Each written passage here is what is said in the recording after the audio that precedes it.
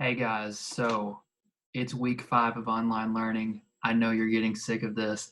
I know I'm getting sick of this, but I hope that you guys, along with me, are finally settling into some kind of routine and that this is becoming the new normal because we've been doing this for a month so far and it's just been crazy. But it's been a learning experience for all of us, and I know that you guys are ready to be done with Julius Caesar. And after this week, we're finally going to put that man in the grave and let him stay there with all those stab wounds on his body and just let him lie there and, put the flowers on it and move away and walk away from that.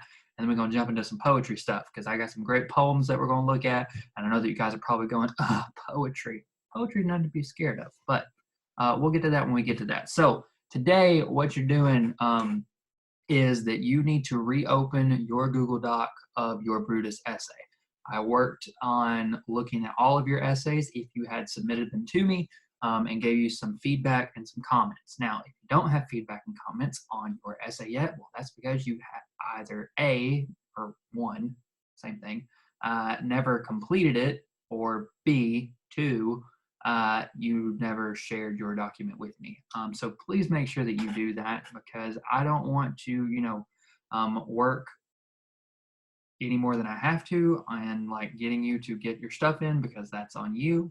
And you guys just need to make sure that you get your stuff in so that I can give you some feedback and comments so you're not just shooting in the dark on this. Biggest things that I took away from providing those feedback and comments is you guys are not using evidence in the form of direct quotes and lines from the play like you should be. Rule of thumb, and I wrote this on some of yours, if you make a point or you make an argument, or if you write something and you're like, that's a pretty bold statement, then hello, you need to include some kind of evidence to support that claim because otherwise you're just writing something and you're expecting everybody to believe you because you wrote it. You are in the 9th grade. You go to a private school in the middle of nowhere. No one, and I mean no one, is going to believe what you are writing.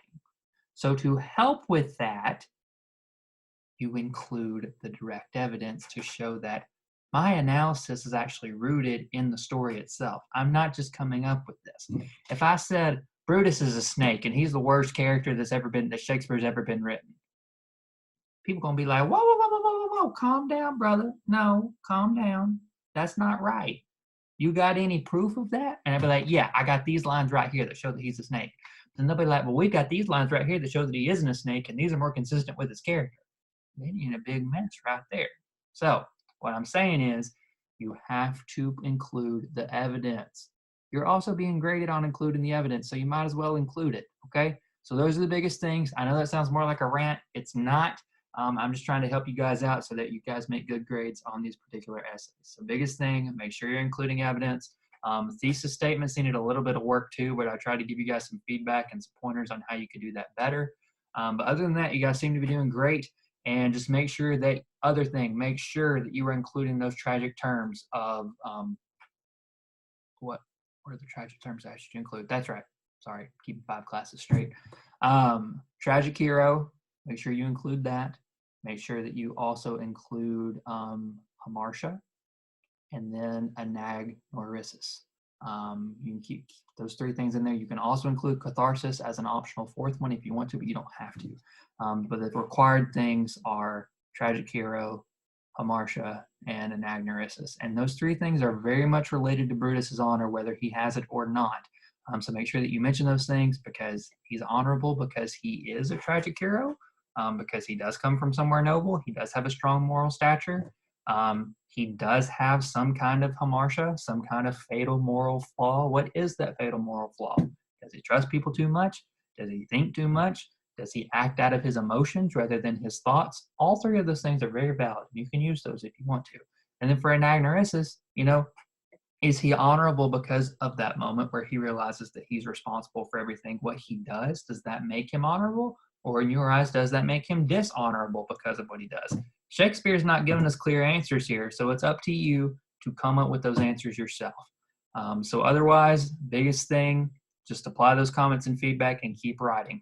You guys have another, you don't have another draft due until Friday, but that is your final draft. So make sure that you get that in when you can, because Wednesday you're going to be continuing to work on stuff and polish stuff. So at any point, if you need my help, send me a text. I'll look at what you've written when I can. I probably won't be able to get on it immediately, but I'll get on it as soon as I can, because I want to help you guys as much as I can with this project.